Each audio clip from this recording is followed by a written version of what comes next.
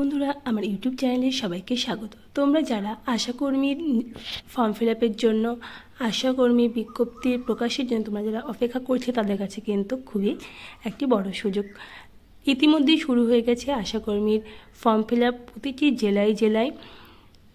তো তোমরা যারা অপেক্ষা করছে তাদের কাছে কিন্তু খুবই ইম্পর্টেন্ট হতে চলেছে আজকের এই ভিডিওটি। এই ভিডিওর মধ্যে দিয়ে আলোচনা করব কোন জেলায় এই আশাকর্মীর ভ্যাকান্সিটা প্রকাশিত হয়েছে, কি কি ডকুমেন্ট লাগবে, কি কি তোমাদের করতে হবে, সমস্ত বিষয় নিয়ে আলোচনা করব ছোট্ট একটি ভিডিওর মধ্যে দিয়ে। তোমরা যারা এই ভিডিওটি দেখছো অবশ্যই শেষ পর্যন্ত দেখতে থাকো। ভালো লাগলে অবশ্যই লাইক কমেন্ট শেয়ার করে দেবে। আর তোমরা কোন কোন জায়গা থেকে দেখছো অবশ্যই কমেন্ট বক্সে লিখে রাখবে।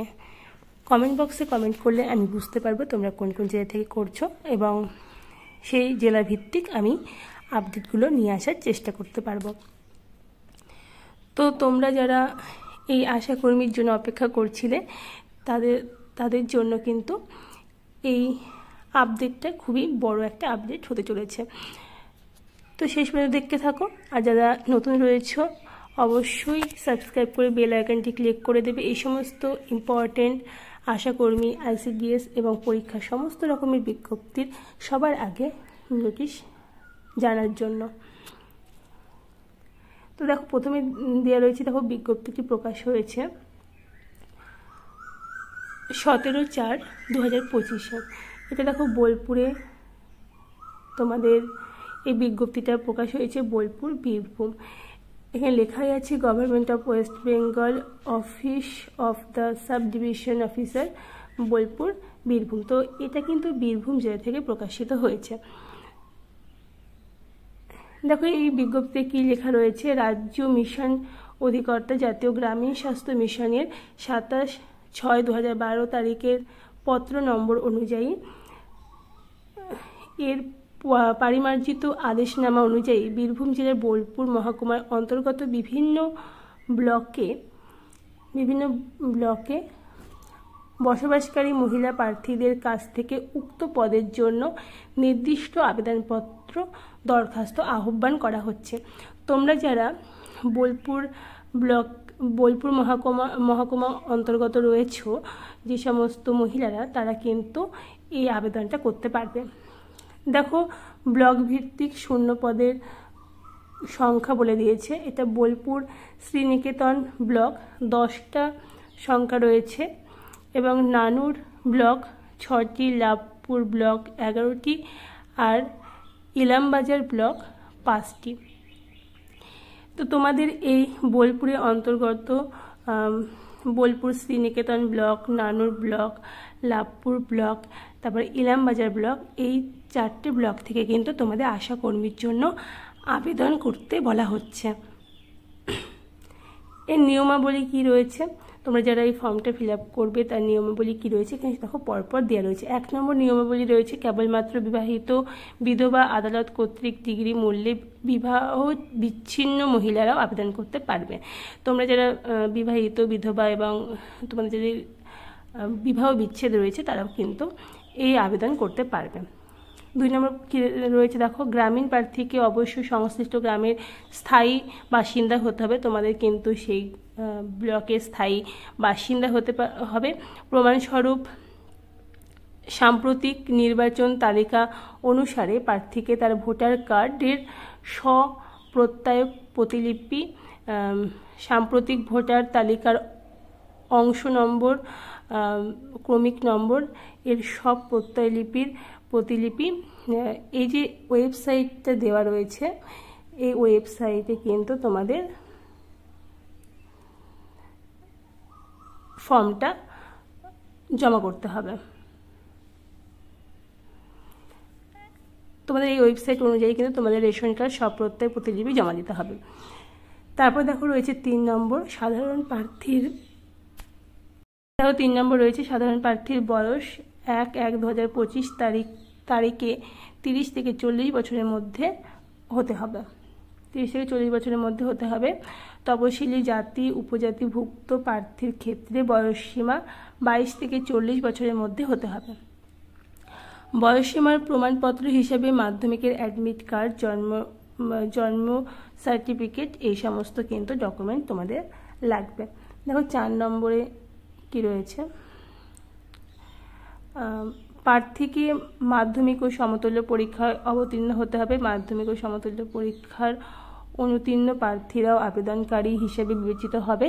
উচ্চতর শিক্ষাগত যোগ্যতার প্রার্থীরাও আবেদনকারী হিসেবে বিবেচিত হবে। এক্ষেত্রে মাধ্যমিক সমতুল্য পরীক্ষার প্রাপ্ত নম্বরই বিচার করা হবে। এখানে বলা রয়েছে তোমাদের কিন্তু মাধ্যমিকের পরীক্ষায় উত্তীর্ণ হতেই হবে। তাছাড়াও যদি তোমাদের উচ্চশিক্ষা করে থাকো তাহলেও কিন্তু তোমাদের এই মাধ্যমিকের নাম্বার অনুযায়ী তোমাদের এই নির্বাচনটা হবে। দেখো তারপরটা রয়েছে 5 নম্বর, গ্রেড 1 এবং গ্রেড 2 স্বনির্ভর গোষ্ঠীর সদস্য প্রশিক্ষণপ্রাপ্ত দায় এবং লিঙ্ক ওয়ার্কারগণ সংশ্লিষ্ট সরকারি বিভাগের শংসাপত্র দাখিল করে অগ্রাধিকার ভিত্তিক বিবেচনাযোগ্য হবেন। 6 নম্বর দেখো রয়েছে, একটি নির্দিষ্ট এলাকায় তপশিলি জাতি উপজাতির সংখ্যা যদি 2011 জনগণদের তথা সাপেক্ষে 50% ঊর্ধ্বে হয়, সেক্ষেত্রে এলাকাটি তপশিলি জাতি উপজাতির ক্ষেত্রে একা অগ্রাধিকারের জন্য গণ্য করা হবে এবং উপরিক্ত সমস্ত যোগ্যতা সহ অন্যান্য প্রমাণপত্র জমা দিতে হবে। এখানে উল্লেখ্য যে উপরিক্ত এলাকায় সাধারণ প্রার্থীরাও আবেদন করতে পারবেন।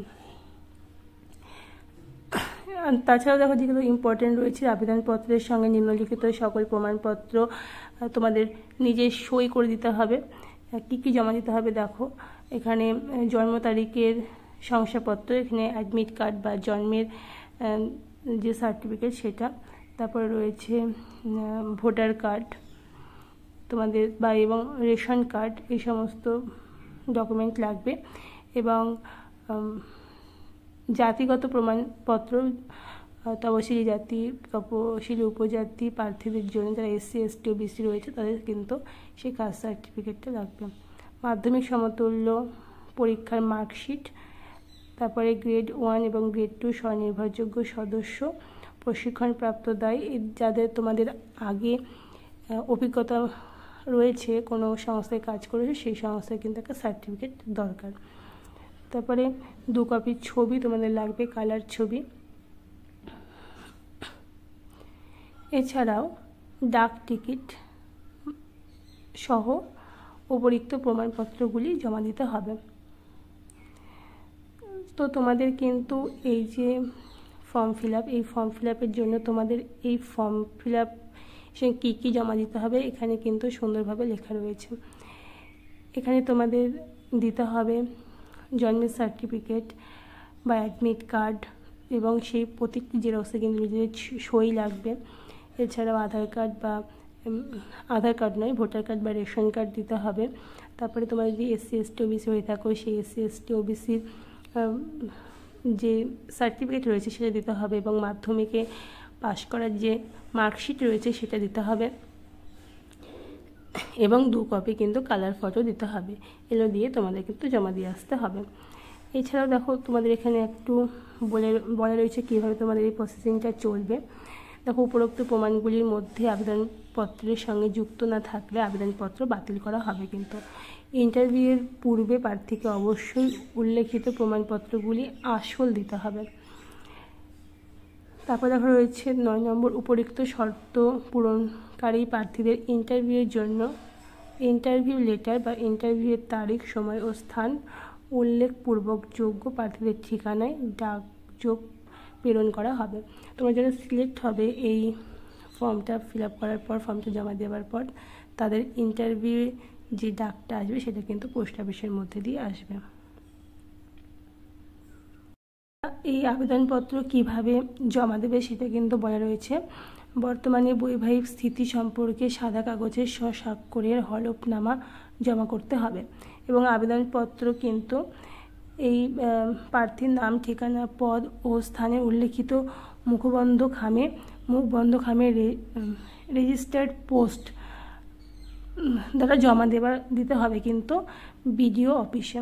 তোমাদের যে জায়গাগুলোর নাম রয়েছে, বোলপুর শ্রীনিকেতন সমষ্টি উন্নয়ন আধিকারিক যে বোলপুর বীরভূমের যে পিন নম্বর দেওয়া রয়েছে এই পিন নম্বরে কিন্তু তোমাদের জমা দিতে হবে।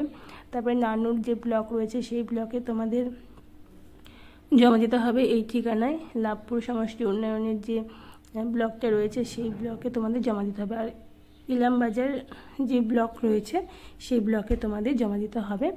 এটা কিন্তু তোমাদের জমা দিতে হবে পোস্ট অফিসের মধ্যে দিয়ে।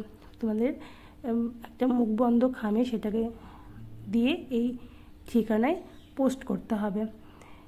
আবেদনপত্র জমা দেওয়ার কিন্তু শেষ তারিখ 20/5/2025। এই 20/5/2025 মধ্যে কিন্তু তোমাদের এই আবেদনটা সেরে ফেলতে হবে।